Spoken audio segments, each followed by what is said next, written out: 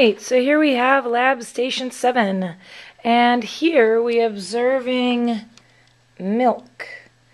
And we look at the milk and we look at all our observations about milk, and you know, it's pretty much just like milk. So I'm going to feel it.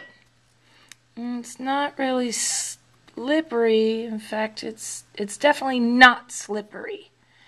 And I make all the observations. I'm going to waft it, and it pretty much, yeah, it smells like milk. And so now I'll let you record your observations about the milk and make your prediction. Do you think milk is an acid or a base? So now I'm going to go ahead and test with the red litmus paper. I put it in. Looks wet pretty much. I put in the blue, and instead of just looking wet, it looks slightly red. Could that be right? Could blue to red, could milk be an acid? And so now I'm going to check the pH paper, and I'm going to compare it to our color gradient. And let's see. Well, it doesn't look, goodness, it doesn't want to stand still. It doesn't look, well, it's definitely not an 8.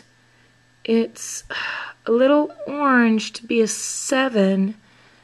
It looks pretty much closer to the 6. Could that be right?